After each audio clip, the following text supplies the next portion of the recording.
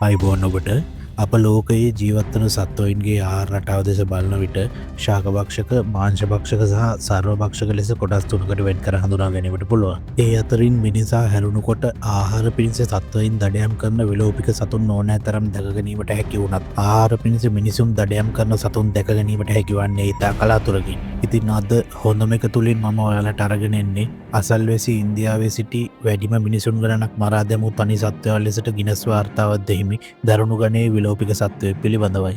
එසේනම් රැඳිලා ඉන්න මේ වීඩියෝවේ අවසානයේ තෙක්ම.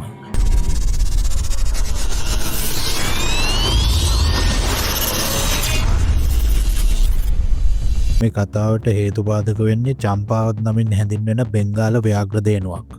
චම්පාවත් වැඩිපුරම ක්‍රියාකාරී වෙලා තියෙන්නේ 19 වන සියවසේ අගභාගයේ ඉඳලා 20 වන සියවසේ මුල් වසර කිහිපය තුල කියලා තමයි සඳහන් වෙන්නේ.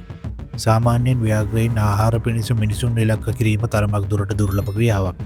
එය එසේනම් ඇයි මෙම ව්‍යාඝ්‍රයා මිනිසුන් සිය ගණනක් තම ආහාරය බවට පත් කරගත්තේ? අංක 1.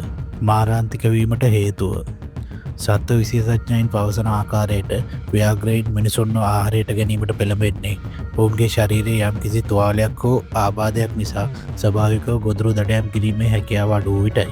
පසුකාලීනව දඩයක්කරුවෙකුගේ අතින් මෙම ව්‍යාඝ්‍ර දෙන ඝාතනය වූ පසුව ඔහු විසින් ව්‍යාඝ්‍රයාගේ සිරුර පරීක්ෂා කිරීමේදී අනාවරණය වුණේ ව්‍යාඝ්‍රයාගේ මුඛයේ දකුණු පැත්තේ උඩ සහ යට දත් කිහිපයක් දරුණු ලෙස කැඩී තිබුණු බවයි.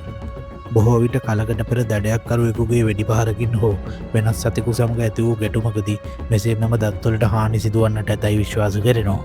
මෙහි ප්‍රතිඵලයක් ලෙස ව්‍යාඝ්‍රයාට තමාගේ වේගවත් හා ශක්තිමත් ස්වභාවික ගොදුරු වන ගෝනුන් සහ ගවයින් වැනි සතුන් දඩයම් කිරීම අපහසු වෙලා තිබෙනවා.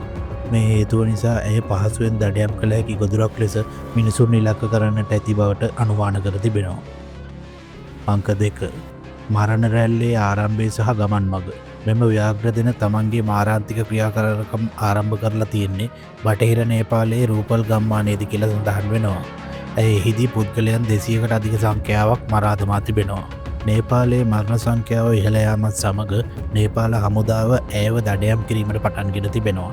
ව්‍යාඝ්‍ර දෙන මරා දැමීමට නේපාල හමුදාවට නොහැකිවත් ඔවුන්ගේ දැඩි පීඩනය නිසා චම්පාවත් ව්‍යාඝ්‍ර දේනුව ඉන්දියාවේ කුමාවොන් දිස්ත්‍රික්කයට පලා ගොස් තිබෙනවා. ඉන්දියාවේදී ඇය කුමාවොන් දිස්ත්‍රික්කයේ චම්පාවත් ප්‍රදේශයාවට ගම්මානවල ජීවත් වුණ තවත් පුද්ගලයින් 234 දෙනෙකු පමණ මරා දමා තිබෙනවා. මෙම කාලයේදී එම ප්‍රදේශයේ ජීවත් වුණ ජනතාව අතිශයින් බියට පත්ව සිටි අතර ගෙවල් වලින් පිටතට යාම පවා සීමා වෙලා තිබුණා කියලා සඳහන් වෙනවා.